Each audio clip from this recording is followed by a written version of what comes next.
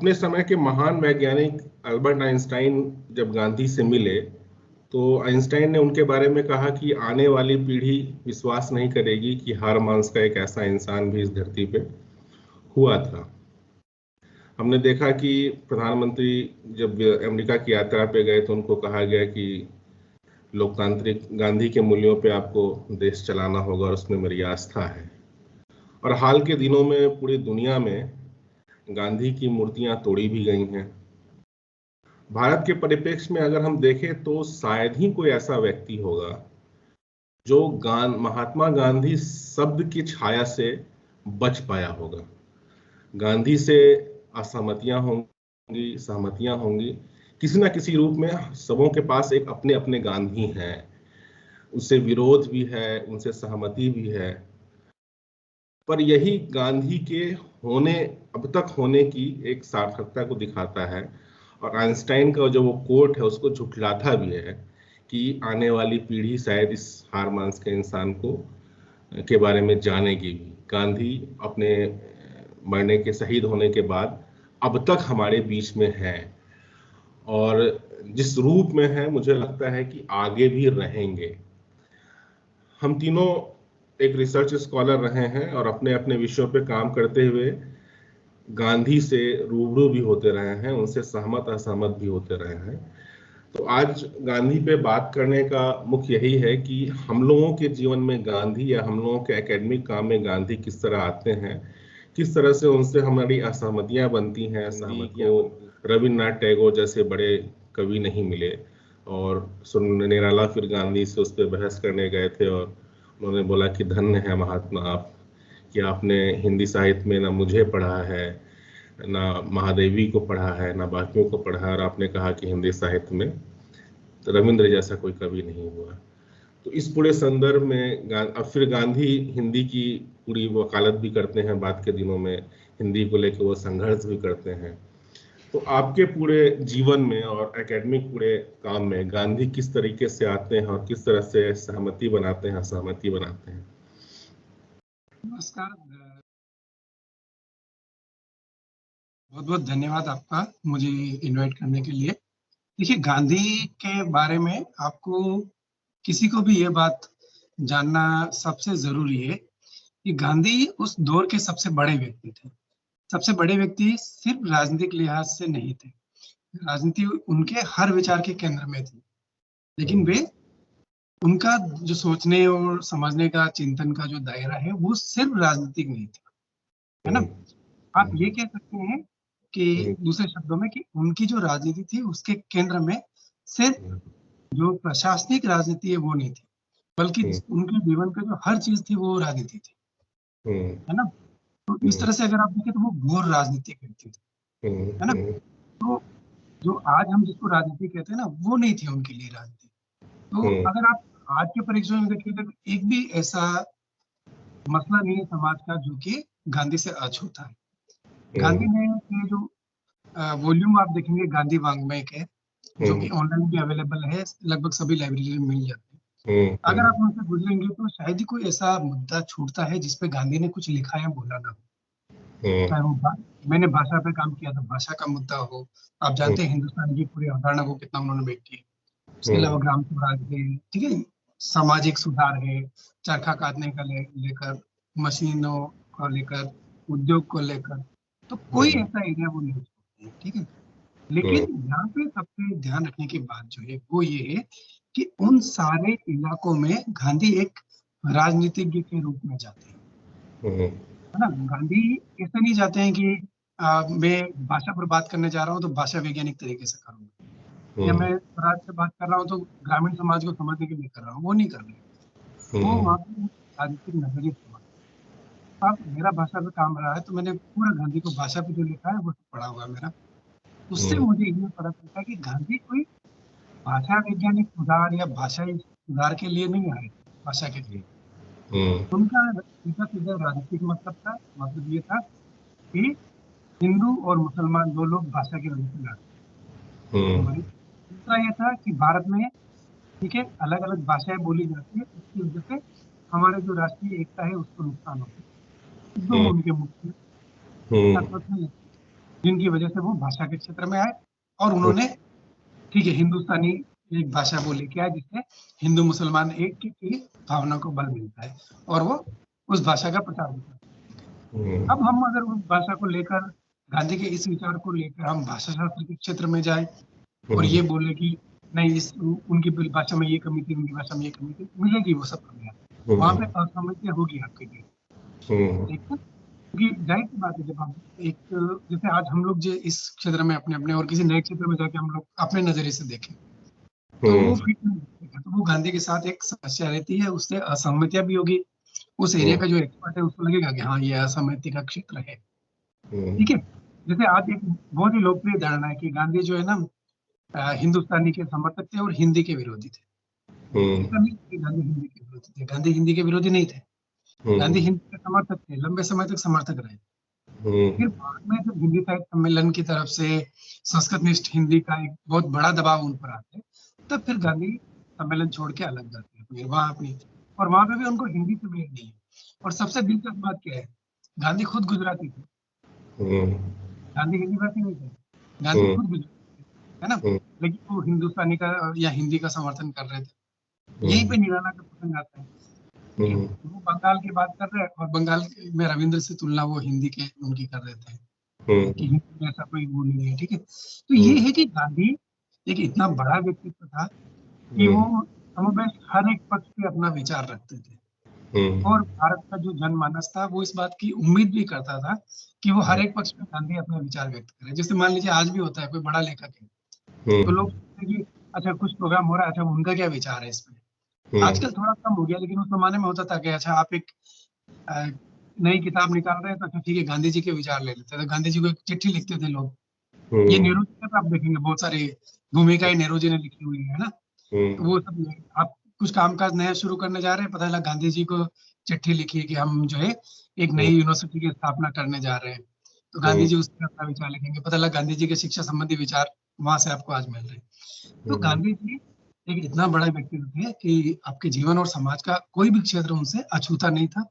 विज्ञान सब सारे क्षेत्रों पे उनके विचार आपको मिल जाएंगे, और लेकिन वो उस क्षेत्र के विशेषज्ञ नहीं थे, इसलिए आपकी सहमतियां और असहमतियां आपकी वहां पर रहेगी। चाहे वो निराला वाला प्रश्न हो हिंदी का, अब मुझे याद नहीं कि गांधी ने वो जो टिप्पणी थी वो किस संदर्भ में कही, ठीक है, लेकिन ये सब संदर्भ आपके सामने आपको मिलेंगे ऐसे। ये एक मूल कारण है कि गांधी जो है वो इतने बड़े व्यक्तित्व थे कि हर पक्ष पे आपको उनके विचार में, और गांधी की असहमतियों को जगह जैसे सम्मान ये बात निकलती है कि गांधी के भाषा संबंधी विचार पे अगर हम लोग देखें तो भाषा की सामाजिकता पे उनका जोर अधिक था। भाषा की जो सामाजिकता होगी, हिंदू मुस्लिम जब एक कम्युनिटी एक साथ मिल रही है उसकी जो सामाजिकता होगी उसका प्रयोग जितना अधिक भाषा में के इस्तेमाल में किया जाए उसकी प्रासंगिकता पे उनका जोर अधिक था। और वो समझ रहे थे कि भारत जो है कई भाषाओं का मिला हुआ एक समुच्चय देश है, तो और वो हर भाषा के एक्सपर्ट तो थे भी नहीं, पर उनकी हिंदुस्तान की भाषा के बतौर जो है सामाजिकता पे अधिक जोर थी।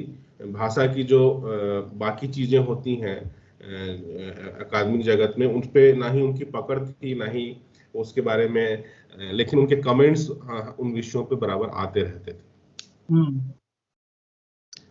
हाँ ये एक सही बात है कि भाषा का मैंने जितना पढ़ा उसके आधार पे इस पे आपको बहुत अच्छा, इसमें आपको बहुत कम काम मिलेगा गांधी जी की भाषा नीति पे, साधारणतः काम नहीं मिलेगा, लेकिन कुछ मीथ हमारे सामने है वही आते हैं।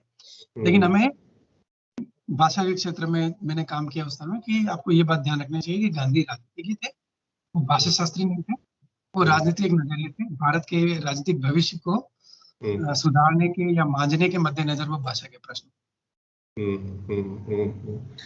अच्छा ओम प्रकाश, तुम्हारे पूरे अध्ययन में या सामाजिक जीवन में गांधी किस तरीके से आते हैं, और जब वो आते हैं तो वो कैसे असहमतियां बनाते हैं अपनी मौजूदगी में, और वो फिर वो तुम्हारे साथ कैसे तुम्हारे साथ कैसा रहा है गांधी का? थैंक यू प्रशांत। ये हमने जो गांधी को अब तक समझा है तो उसको अगर दो महत्वपूर्ण जो बात है कि जैसे कि गांधी एक ब्रिटिशर्स के पक्ष में नहीं थे, ये एकदम क्लियर है, सब कोई जानता है कि ब्रिटिशर्स के पक्ष में नहीं थे। तो किसी भी लेवल पे उन्होंने ब्रिटिश कॉलोनियलिज्म को उन्होंने सपोर्ट नहीं किया। और दूसरा ये भी महत्वपूर्ण पक्ष है कि वो आरएसएस के या फिर संघ के जो भी वो पूरे विचारधारा को वो नहीं मानते थे। वो ये दोनों चीजें क्लियर है। साथ साथ ये भी क्लियर है कि वो कम्युनिस्ट भी नहीं थे। उनका एक अपना सोचने का पूरा एक ट्रेंड था, एक पूरा पैटर्न था, जिसके बेसिस पे पूरे भारतीय समाज को वो समझने की कोशिश की और उसी के बेसिस पे वो भारतीय समाज के विकास की भी बात किया उन्होंने। इतना अब आती है बात की जो गांधी जिस तरीके से समझते हैं वो कितना सही है, कितना गलत है और उसके बेसिस पे कितना हो सकता है, इसकी ये सबसे महत्वपूर्ण बात है। तो इस संदर्भ में उन्होंने काफी, जैसे इंडियन इकोनॉमी के बारे में भी बात की उन्होंने, जैसे कैसे सामाजिक बदलाव के बारे में, जैसे जाति के सवाल को उन्होंने बात किया, बहुत सारे लेवल पे उन्होंने बात किया और एक लेवल पे उन्होंने एक कंक्रीट सॉल्यूशन की तरफ जाने की भी कोशिश की है। वो अलग बात है कि हम लोग उस पर बहुत सारे सवाल हो सकते हैं, बहुत सारे क्वेश्चन हो सकते हैं, लेकिन उनका एक अलग ट्रेंड था और वो मार्क्सिज्म के साथ या कम्युनिस्ट आइडियाज के साथ, लियो टॉल्स्टॉय के साथ के थ्रू वो जाते हैं और उन सारी चीजों को वहां से जोड़ने की कोशिश करते हैं। तो इस स्तर पर अगर देखें तो भारतीय इतिहास में जो आंदोलन का पूरा इतिहास है उसमें बड़ा कंट्रीब्यूशन है गांधी का, क्योंकि एक बड़े फिगर के रूप में वो एकमात्र व्यक्ति आप आते हैं जो पूरे समाज को अपील करते हैं और पूरा समाज उनके नाम पे यूनाइट होता है। और सबसे बड़ी बात ये होती है कि उन्होंने इंडियन फ्यूडलिज्म को इनडायरेक्टली क्वेश्चन करते हैं, जो कि इंडियन फ्यूडलिज्म आप कॉलोनियल पीरियड में आप देखेंगे तो कॉलोनियल पावर से भी एक लेवल पे साठगांठ में था और लोकल लेवल पे का जो वर्किंग क्लास था, जो पीजेंट्री था, वो पूरी तरह से वो भी प्रभावित था, काफी डिफरेंट तरीके की स्थिति था। तो वैसी स्थिति में वो गांधी उन सारे दोनों चीजों पे वो सवाल करते हैं और सवाल करके एक नए इकोनॉमिक, एक नए सामाजिक स्वरूप की बात कोशिश करते हैं। वो अलग बात है कि कैसा है, क्या है, वो क्रिटिसिज्म हो सकता है, लेकिन आज उनके कंप्लीट जो आइडिया, जो समाज को लेकर उनका एक कास्ट को लेकर, इकोनॉमी को लेकर पूरा वो था, वो आज तक प्रैक्टिस में न तो गवर्नमेंट लाई और न ही तो गांधीवादी ला पाए। इवन आपको तो लगता है कि गांधीवादी भी गांधी को समझ नहीं पाए।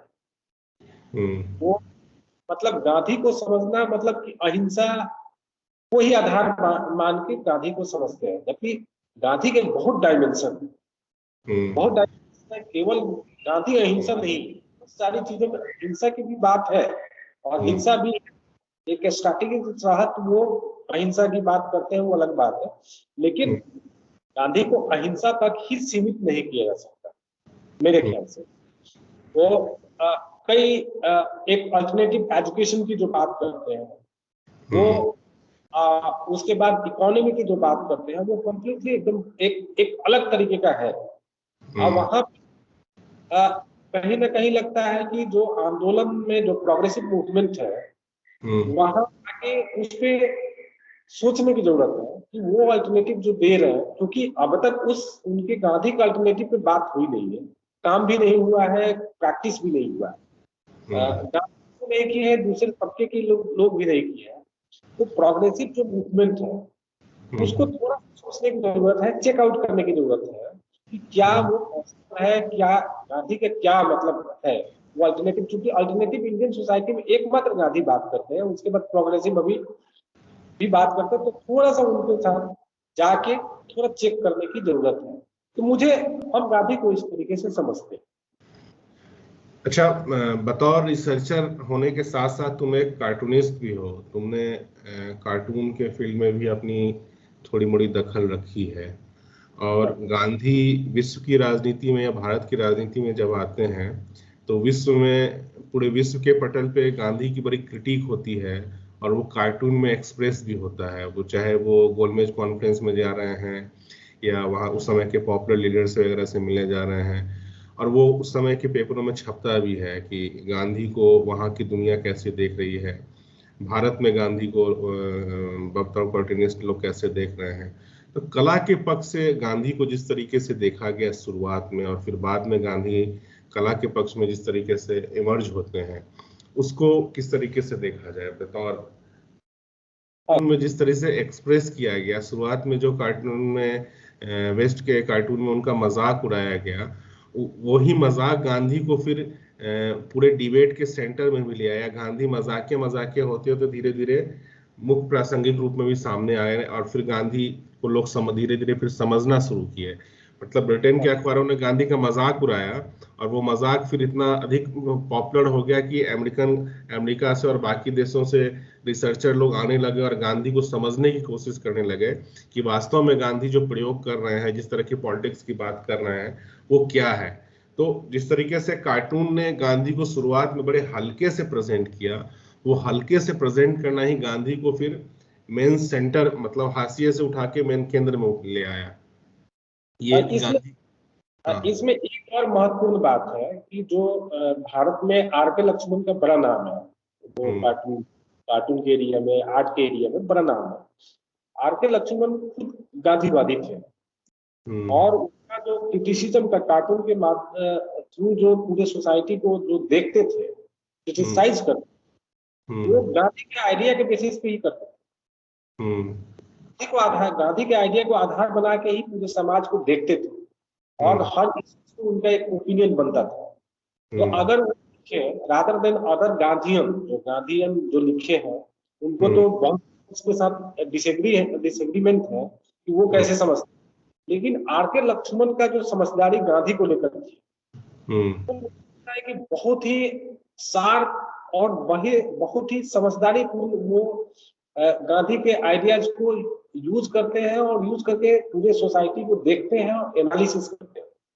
पूरे कार्टून आप देखेंगे, हम देखेंगे तो गांधी के आइडिया को अगर ध्यान में रख के, तो एकदम क्लियर गांधी का पूरा विजन समझ में आता है कि कार्टून कैसे कैसे, जैसे कॉमन मैन का जो कैरेक्टर वो कैसा है, लोकल है, और लोकल उनका डिजाइन है, वो कैसे देखता है, वो हर जगह जाता है कैसे देखता है, तो पूरा वो फ्रेम में आ जाता है, पूरा गांधी के आइडिया का फ्रेम। तो आर.के. लक्ष्मण खुद गांधीयन थे, ये बहुत बड़ी बात है इंडिया में कि, लेकिन लोग कम जानते हैं कि आर.के. लक्ष्मण गांधीयन थे और उसके बेसिस पे ही क्रिटिसाइज करते थे। तो गांधी को समझने के लिए बड़ा चीज आर.के. लक्ष्मण समझे और उसके पूरे कार्टून को समझे। अच्छा गणपत, जब गांधी इंडियन पॉलिटिक्स में इमर्ज होते हैं तो उस समय के जो हिंदी के साहित्यकार हैं, जैसे प्रेमचंद पे गांधी पे का बड़ा प्रभाव है, या फिर उस समय के बाकी भी साहित्यकार हैं, जयशंकर प्रसाद वगैरह हैं, उन पे भी गांधी का बड़ा प्रभाव है। और हिंदी के साथ सबसे बड़ी बात यह है कि हिंदी उस समय भाषा के रूप में समृद्ध हो रही थी, वो शुरुआती चरण में थी। वो अपने जो उसका मौलिक था, मौलिकता से निकल के जन सामान्य में जो हिंदी बोली जा रही है, उस हिंदी के साथ वहाँ बहुत सारे प्रयोग हो रहे थे। तो हिंदी भाषा के साथ जो प्रयोग हो रहे थे, वहाँ गांधी कैसे एक्सप्लोर हो रहा है, वहाँ उनको कैसे अभिव्यक्ति मिल रही है, वहाँ गांधी को किस तरीके से एस्टेब्लिश किया जा रहा है, इसको आप कहीं अपने रिसर्च में खोज पाए कि नहीं खोज पाए कि हिंदी साहित्य में गांधी कैसे इन करते हैं?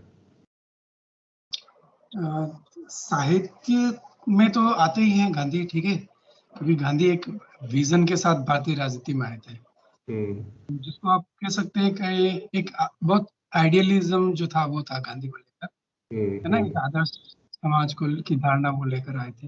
वो उस दौर में, जैसे आपने नाम लिया प्रेमचंद या इनके यहाँ पे प्रसाद, लगभग सारे उस समय दौर में आपको दिखाई देता है, क्योंकि गांधी का आगमन जो था वो एक बड़ी छाप छोड़ने वाला था, कि वो जिस तरह से आने के बाद देश भर में घूमे, और उसके बाद वो उन्होंने चंपारण में जाके जो सत्याग्रह किया था, चंपारण जो है हिंदी बेल्ट के एरिया में आता है, ठीक है। उस वजह से और उसके बाद जो है गांधी एक पत्रकार के रूप में आए, एक बड़े व्यक्तित्व तो बन ही गए थे। आप सोचो कि उनको साहित्य सम्मेलन में बुलाया जाता है, ये सब, ठीक है, भाषण, तो उनका साहित्य में तो उनका प्रभाव होता ही है। लेकिन एक दिलचस्प प्रभाव जो मैंने नोटिस किया, वो था भाषा के क्षेत्र में, कि उस समय आजादी से पहले भारत में राष्ट्रभाषा क्या होगी, इस बात का सवाल बहुत महत्वपूर्ण सवाल था। वो महत्वपूर्ण सवाल, गांधी उसमें आते हैं हिंदुस्तानी का पक्ष।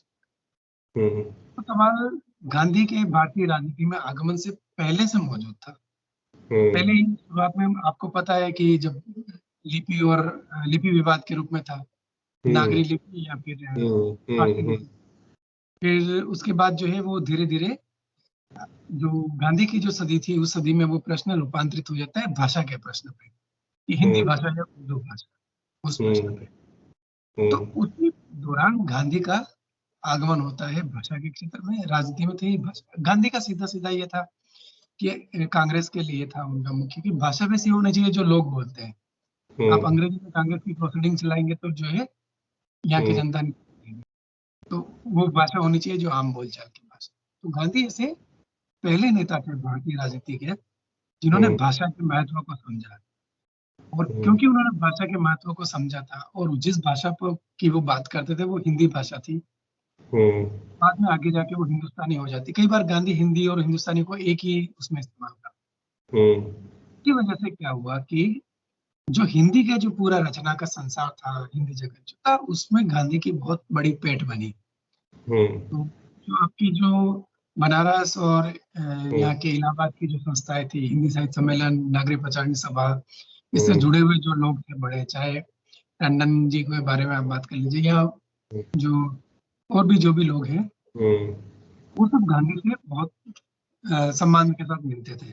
उनका गांधी पर बहुत प्रभाव था और एक दूसरे का सम्मान करते थे, अच्छे से रहते थे। और भी उस समय के जो साहित्यकार थे बहुत सारे, अब जैसे आप देखिए मखनलाल चतुर्वेदी वगैरह तो प्रभावित थे ही ना, तो ये सभी उस समय थे, तो वो हिंदी साहित्य सम्मेलन से जुड़े हुए भी थे। तो एक बड़ी दिलचस्प बात सामने आती थी कि ये एक उस समय एक ऐसा दौर में एक ऐसी होड़ थी कि गांधी को अपने पक्ष में उद्धृत करने की पत्रिकाओं में, उस समय के जो आप देखेंगे उसमें आएगा कि गांधी जी ने वहाँ हिंदी के समर्थन में ये कहा है।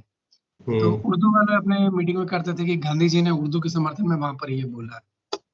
या जो हिंदुस्तानी वाले वो तो गांधी जी तो हम हिंदुस्तानी के समर्थन में है। एक तरफ गांधी जी जो पूरी आपका भाषा का जो बहसें थी उसके केंद्र में थे, भाषाई बहस के।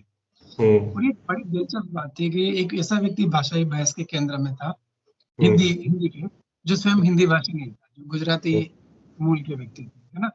उनके विचार हिंदी में, प्राय वो हिंदी में नहीं लिखते थे, गुजराती में लिखते थे, उनके हिंदी में या अंग्रेजी में ट्रांसलेट होता था। बिल्कुल। आपने जो वीडियो भेजा उसमें था भी कि मुझे हिंदी की ज्यादा जानकारी नहीं है, लेकिन आप सोचिए कि वो व्यक्ति भाषा में इतना दखल दे सकता है। तो ये था कि पूरा जो पूरा उस समय का भाषाई विमर्श था हिंदी का, पत्रिकाओं पे भाषा के स्वरूप पे असर पड़ा, तो साहित्य पे असर हो गई, भाषा पे असर। बाकायदा वो उर्दू सीखते भी हैं, वो उर्दू सीखते हैं और फिर उर्दू में उनके आर्टिकल्स जो हैं अनुवाद वगैरह भी शुरू होते हैं। वो एक जेल यात्रा में शायद वो उर्दू की किताबें मंगवाते हैं और उर्दू का लेसन्स लेते हैं। वो बड़ी गंभीरता के साथ वो उर्दू सीखते हैं। और दिलचस्प बात एक और है, गांधी हिंदी लिपि में एक बदलाव लेकर आते हैं जो अभी चला नहीं, लेकिन आप अगर पुरानी गांधी की जो किताबें हैं जो वर्धा में आपकी मिलती थी सेवाग्राम में, वहाँ या फिर अहमदाबाद में कहीं आपको पुरानी कॉपी मिल जाए, नई वाली नहीं, जो मतलब जिसमें एडिटिंग नहीं हुई हो, रीप्रिंट होगा तो कोई नहीं, उसमें आप देखेंगे तो वहाँ पे ई ऊ जैसे हम लिखते हैं आजकल वैसे नहीं लिखा जाता है। वो अ का जो है ऊपर मात्रा बनाएंगे, ऊ के नीचे मात्रा बनाएंगे। और आप सोचिए वो प्रयोग उस समय चल पड़ा था, तो वो ठीक ठाक दखल रखते थे भाषा क्षेत्र में। अंग लिखेंगे तो गौ नीचे से टंग जाएगा वगैरह करके प्रयोग थे उस समय। हाँ, वो उन्होंने, गांधी ने पूरा वो प्रयोग चलाया था। वो अभी भी मैं मतलब देख रहा था पुरानी किताबें जब, तो उसमें उसी तरह से लिखा होता है। इसलिए लिखेंगे तो वो और फिर उसके ऊपर छोटी की मात्रा और फिर इसलिए लिखेंगे। ये आएगा बाद में, तो फिर अ के ऊपर ए की मात्रा होगी। बहरहाल मैं अपनी अगर बात करूं एज अ रिसर्चर, गांधी से मेरा सबाका कैसे हुआ, तो चूंकि मेरा काम वुमेन इश्यूज पे है, तो मैंने अपने काम में महसूस किया कि चूंकि गांधी अपने समय के सबसे बड़े व्यक्ति हैं, तो वो महिलाओं के विषय पे भी बोलते हैं। उनके विचार जो हैं महिलाओं के विषय में हमें बदलते रहते हैं, वो लगातार उसमें डेवलपमेंट दिखता है। जब वो आते हैं तो शुरुआत में महिलाओं की भागीदारी को लेकर सहमत नहीं है, लेकिन बाद में टेयर डाउन पर्दा जैसे आर्टिकल्स भी लिखते हैं। वो वैश्यावृत्ति का बड़ा विरोध करते हैं। उनसे जब मताधिकार के सवाल पे पहले बात होती है तो वो उस पर सहमत नहीं होते। तलाक पे जो उनके विचार हैं वो बड़े प्रॉब्लमेटिक हैं। लेकिन वही गांधी जो है महिलाओं को आर्थिक रूप से स्वावलंबन के लिए चरखा भी देते हैं कि आपका महिलाओं का परिवार के दायरे में रह के ही आर्थिक रूप से सशक्त होना बहुत जरूरी है।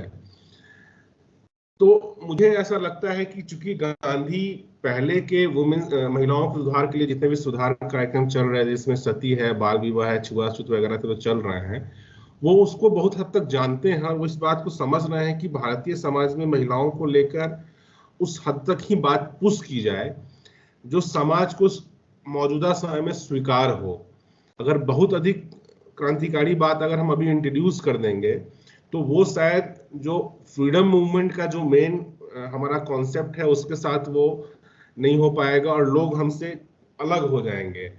तो इसीलिए वो महिलाओं के बारे में जो अपने ओपिनियन है वो बनाते हैं और वो धीरे धीरे उसमें सुधार भी करते चले जाते हैं। वो एक जगह स्थिर नहीं रहते हैं उस चीज को। महिलाओं के जितने भी सवाल पे भी जो है उनकी गतिशीलता दिखती है उनके विचारों पे, चाहे वो विधवा विवाह के लेके सवालों को हो, तलाक पे भी है, तलाक पे भी बाद में सहमत होते हैं।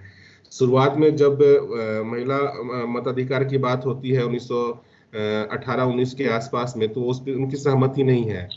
लेकिन 20, 25, 30 आते आते जो है वो उसके पक्षधर भी होते हैं कि महिलाओं को भी मताधिकार मिलना चाहिए। तो वो उसी तरीके से हैं और वो पुराने के जितने समाज सुधारक हैं उनको फॉलो करते हुए आगे बढ़ते हैं। नो डाउट गांधी के विचारों से सहमत होकर एक बड़ी महिला आबादी जो पढ़ी लिखी उस समय थी वो उनके साथ जुड़ती हैं और वो अपने अपने लेवल पे फिर जो है संगठन बनाती हैं। खुद गांधी आश्रम में भी जो है महिलाओं का एक संगठन बनता है। वो सारी महिलाएं गांधी से प्रभावित होकर आती हैं और गांधीवाद के नए नए टूल्स निकाल के वुमेन सोसाइटी को फिर जो है लिबरेट करने की कोशिश करती है, जिससे बाकी विचारधारा के जो लोग हैं उनकी असहमतियां भी होती हैं। शायद गांधी अपने समय में इस चीज को समझ रहे थे कि समाज सुधार और देश को आजादी दिलाना ये दोनों अलग अलग प्रोजेक्ट हैं और हमको इन दोनों प्रोजेक्ट के बीच में जो है क्लियर होना पड़ेगा कि हमको किन चीजों को लेके आगे बढ़ना है। और इसीलिए वो महिलाओं के सवाल पे जो है बड़े फूक फूक के कदम रखते हैं। जो स्त्रीवादी ख्याल की जो महिलाएं हैं उनको शुरुआत में बुरे भी लगते हैं कि गांधी स्ट्रक्चर पे सवाल क्यों नहीं उठाते हैं, संरचना पे चोट करने की कोशिश नहीं क्यों करते हैं, वो उसी तय जो फ्रेम है उसी में सुधार की बात क्यों करते हैं। ये बातें अक्सर होती हैं कि गांधी महिलाओं को लेके जो उनके विचार हैं वो बहुत ही प्रोग्रेसिव नहीं है, उदार है लेकिन वो प्रोग्रेसिव नहीं है, क्योंकि वो संरचना पे चोट करने की बात नहीं करते हैं। तो मुझे गांधी के विचारों को जो महिलाओं के संबंध में है उसको लेके बार बार यही लगा कि गांधी उस हद तक ही उन चीजों को पुश कर रहे हैं जिस हद तक जो है सोसाइटी जो है उसकी है वुमेन को लेके वो स्थिर नहीं है। उसमें समय के साथ साथ जो है गतिशीलता अक्सर देखने को मिलती है और इसीलिए उस समय की तमाम जो महिलाएं हैं, चाहे वो मीराबेन हो, चाहे वो सरोजनी नायडू हो, चाहे वो अरुणा असाफ अली हो, वो उनसे प्रभावित भी होती हैं। क्योंकि बाकी जो आइडियोलॉजी उस समय उनके सामने चल रही है वो उतना भी फ्रीडम नहीं दे रही है। जो उस समय की मुख्य विचारधारा है, संघ कहते हैं संघ की जो राजनीति या हिंदुत्व की जो राजनीति साथ में चल रही थी, वो उस ढंग से भी उतनी भी लिबर्टी देने को तैयार नहीं है। इसीलिए जब हिंदू कोड बिल आता है तो सबसे अधिक विरोध भी दिखने को मिलता है।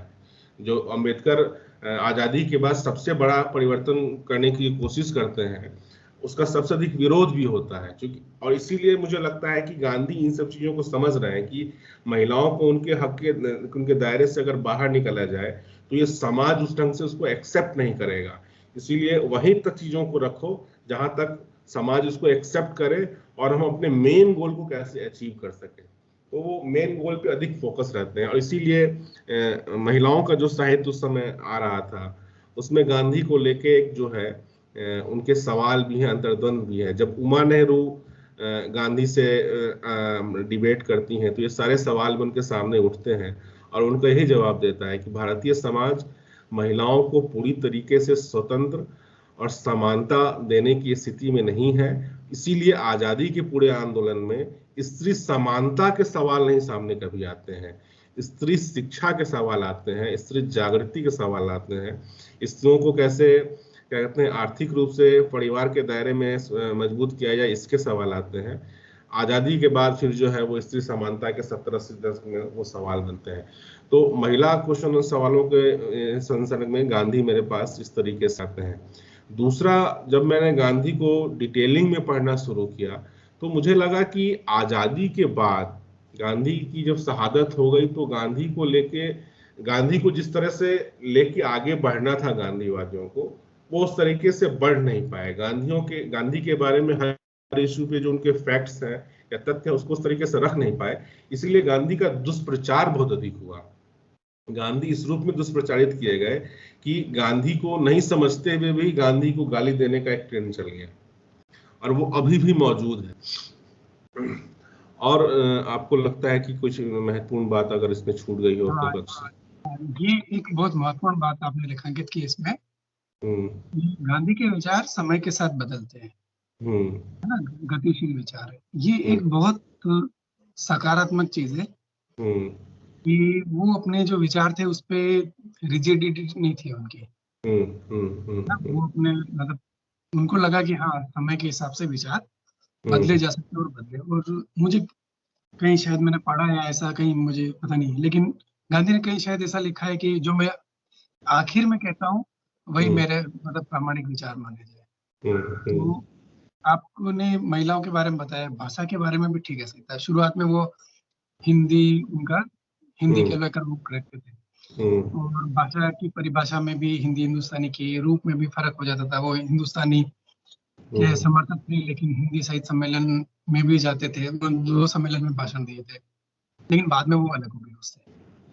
जीवन का जो आखिरी वर्ष थे वहाँ पे वो एकदम हिंदुस्तानी के साथ स्टिक करके रहे। वो नहीं मतलब मेरा हिंदी साहित्य सम्मेलन से मतभेद है तो मैं अलग हो जाऊंगा, वहाँ पे वो अलग हो गए। और फिर वो उन्होंने जो हिंदी प्रचार सभाएं जो उन्होंने स्थापित की थी उसके साथ उन्होंने हिंदुस्तानी प्रचार सभाएं स्थापित करना शुरू किया और ये किया।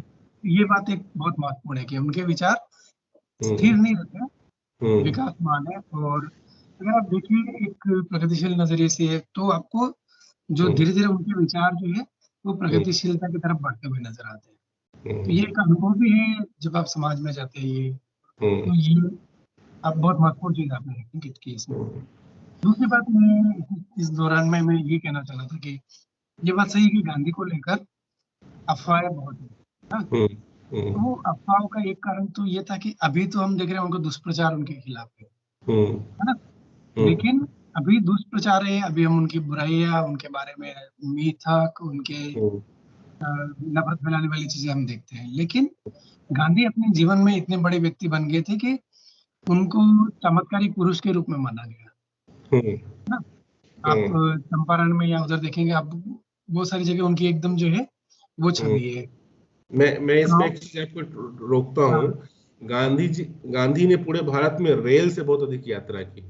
और किसी एक लिखने वाले ने लिखा है कि गांधी अपने आश्रमों में जितना नहीं रहे उतने भारतीय रेल में रहे।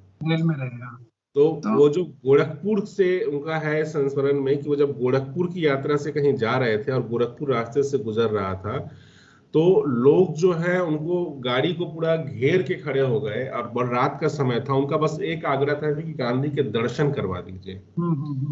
और महादेव देसाई लिखते हैं कि उस एक घटना के बाद जो है गांधी को लेके कई सारे मिथक प्रचारित किए गए और गांधी को देवतुल्य के रूप में स्थापित करने का प्रयास हुआ। यहाँ तक ये हुआ कि गांधी शायद उस समय दर्शन देने के लिए उतरे और उनकी एक चप्पल छूट गई, ठीक है, और वो एक ही चप्पल के जब दूसरी चप्पल उन्होंने फेंक दी कि भाई किसी के पास दोनों जोड़ियां चप्पल जाएंगी तो उसका इस्तेमाल तो कर सकेगा, मेरे लिए तो इस्तेमाल करना ही रह गया। तो उनको उनके देवत्व को भी स्थापित करने का प्रयास उनको चाहने वालों ने किया, जिसके कारण वो देवतुल्य भी बन गए। और उनके पत्रों में बहुत सारा जिक्र है कि कैसे फिर कई सारी कहानियां गांधी को लेकर लिखी गई और वो जन सामान्य बड़ी तेजी से फैली। हाँ, आप जो कह रहे थे उसको कह लें। हाँ, मैं यही कह रहा था कि तो गांधी के बारे में जो अफवाह है या उनका एक जो चमत्कारिक व्यक्तित्व के बारे में या देवतुल्य जो छवि है, वो गांधी के जीवन के समय से ही प्रचारित होना शुरू हो गई थी। तो ये है कि गांधी अपने जो लार्जर देन लाइफ इमेज है वो सब थी पहले से उनके, तो वो उनको वस्तुनिष्ठ तरीके से उनको पढ़ना, उनको समझना एक चुनौती रही है हमेशा, ठीक है। तो मतलब आप गांवों में आप बात करेंगे, जो लोग पढ़े लिखे नहीं है वो भी गांधी के बारे में किसी न किसी रूप में जानते हैं, ठीक है। तो मतलब उनको ध्यान है, हाँ कुछ है गांधी जैसा, गांधी बाबा है, ठीक है। लोकगीतों में गांधी आ रहे हैं, तो इतना जब कुछ हो जाता है वो तभी होता है जब उस व्यक्ति की छवि इतनी ज्यादा बड़ी हो। तो ये एक हमें ध्यान रखने की एक बात है, तो बस यही कहना था। वो एक हैशटैग टाइप के सिंबल हो गए थे जिसका प्रयोग लगभग सब लोग अपने साथ जोड़ के करने के प्रयास में थे। उस समय की लोकगीतों में अगर गांधी शब्द आ जाता था तो उस लोकगीत की प्रासंगिकता जनसामान्य में बड़ी तेजी से बढ़ जाती थी। तो वो उस समय का एक दौर में हुआ। ओपी, हम इन सारे सवालों से एक अलग तुमसे सवाल करेंगे कि गांधी जब पॉलिटिक्स में आते हैं तो भारत में वामपंथ विचारधारा भी शुरुआती चरण में है उस समय भारत में। तो वामपंथ की विचारधारा गांधी से कैसे असहमत होती है, किन कारणों से असहमत? मुझे यहाँ तक मालूम है कि ट्रेड यूनियन के सवाल पे गांधी को जो जवाब आते हैं उससे वो बड़ा असहमत होता है वामपंथ शुरुआत में। तो वामपंथ गांधी के पूरे उदय को कैसे देख रहा था और आजादी के बाद फिर वो वामपंथी धारा भी कांग्रेस के साथ शामिल होके देश बनाने की प्रक्रिया में कैसे शामिल हुआ, तो इसको तुम कैसे देखते हो? ये किस तरीके से है? सबसे पहले गांधी को मुझे लगता है कि एक चीज महत्वपूर्ण है कि जो पीरियड है गांधी का, जो टाइम है, गांधी जब आते हैं तो वो मतलब सेकेंड वर्ल्ड वार का पीरियड है। और सेकेंड वर्ल्ड वार कैसे होता है, फर्स्ट वर्ल्ड वार के बाद सेकेंड वर्ल्ड वार होता है, और किस तरीके से पूरे वार का पूरा कंडीशन बना है ग्लोबली, साउथ एशिया में पावर किस तरीके से अटैक कर रहा है, अपने आप को बचाने के लिए भी कोशिश कर रहे हैं उसमें। तो ये पूरा पीरियड वार का पीरियड है, और एक तरह से आप सेकेंड वर्ल्ड वार के बाद जो पीरियड बनता है बहुत फ्रस्ट्रेटिंग पीरियड है, बहुत ही फ्रस्ट्रेटिंग पीरियड। उसमें एक लेवल पे दो चीजें क्लियर हो जाती है। सोवियत यूनियन का भी एक पक्ष, जो एक प्रॉब्लम उभर के आता है, जो कि 50 में डेविड हार्वे भी लिखते हैं, जो सोवियत यूनियन का जो प्रॉब्लम है, और इंपीरियलिज्म का तो पूरा प्रॉब्लम था ही। तो यूरोप के केस में तुम देखोगे तो एंटी कम्युनिस्ट ही कुछ सेक्शन अलग होके बात करने की कोशिश करता है सोवियत यूनियन से। तो इम्पैक्ट तुम गांधी पे तुम देखोगे, इसीलिए पूरी तरह से वो गांधी अपने आप को एक अलग तरीके से यहाँ कोशिश करते हैं पूरे इंडियन सोसाइटी को ले जाने का। और जो सवाल खड़े होते हैं सेकेंड वर्ल्ड वार के बाद की सोसाइटी, क्योंकि एक बड़े लेवल पे वार के थ्रू पूरा दुनिया गुजरा, और उसके बाद की जो बनी है उसमें कई सवाल आए हैं सामने। उन सवालों का जवाब गांधी इंडियन सोसाइटी के कॉन्टेक्स्ट में देते हैं। जैसे पीस का बात बहुत ही महत्वपूर्ण लेवल पे उभर के आता है। क्यों? क्योंकि पीस बहुत बड़ा इशू रहा। सेकेंड वर्ल्ड वार के बाद, फर्स्ट वर्ल्ड वार के बाद, ये पूरा पीरियड जो है 30-40 साल का पीरियड पूरा वार का पीरियड है। और उस पीरियड में बहुत सारे नरसंहार हुए, मारे गए लोग, और उस स्थिति में इसलिए ये पीस की बात, वो अहिंसा की बात एक उभर के आता है, उनके जेहन उभर के आता है, बड़े लेवल पे उभर के आता है कि हिंसा नहीं हो सकता है, हिंसा के बेसिस पे कोई भी चीज अचीव नहीं कर सकते हैं। Reflection second world war, first world war का, और दोनों कंट्री, सोवियत यूनियन और ब्रिटेन का जो इमेज उभर के आता है, उसके बेसिस पे भी ये अहिंसा को वो डिफाइन भी करते हैं।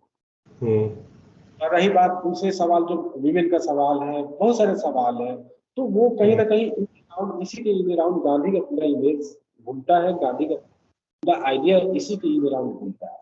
और भारत, वो ये बात क्लियर था कि उनका एकदम क्लियर विजन था कि भारत को आगे चल के जो कॉलोनियल पावर है, इंपीरियलिस्ट पावर के साथ नहीं ले जाना, उससे इन्फ्लुएंस करते हुए भारत का डेवलपमेंट नहीं होने देगा। इनके पास एक हाँ, वो इसीलिए उन्होंने कभी भी पॉलिटिकल पार्टी के तौर पे नहीं देखा कांग्रेस को। हालांकि वो का जो गांधी का जो मानना था उसके विपरीत सारी चीजें हुई, क्योंकि ब्रिटेन के जाने के पहले अमेरिका आ चुका था। अमेरिका का जो पावर यहाँ काम करने लगा था, वो पूरा उसी के बेसिस पे इंडियन डेमोक्रेसी का जो फॉर्मुलेशन होता है, तो कई गांधी का विरोध इसमें एकदम क्लियर दिखता है। तो मुझे लगता है कि एक उस पीरियड को भी उसमें इंक्लूड करना चाहिए, उसके बेसिस पे भी गांधी को समझने का एक पक्ष ये भी हो सकता है। इसमें मैं मेंशन करना चाहूंगा, जो आपने कम्युनिस्ट पार्टी या कम्युनिज्म और उसके कॉन्टेक्स्ट में आपने गांधी को जो देखने का प्रयास किया, उसमें तो भारत की आजादी के आसपास एक, आजादी से ठीक पहले एक बहुत महत्वपूर्ण किताब आई थी, इंडिया टुडे नाम, रजनी पामदत्त से। वो किताब भारत में उस समय बैन हुई थी और बाद में छपी थी, और हिंदी में भी है वो, आज का भारत या आज का हिंदुस्तान नाम से 2 संस्करण है उसमें। तो ये जो किताब थी, उसमें उन्होंने गांधी का मूल्यांकन किया था, तो गांधी की बहुत आलोचना की थी उसमें रजनी पामदत्त। रजनी पामदत्त ने साफ साफ लिखा कि गांधी जो है वो जो पूंजीवादी फोर्सेस है, अंततः गांधी पूंजीवादी फोर्सेस के पक्ष में जाकर खड़े हो जाते हैं, और उनकी बहुत आलोचना थी उस पर।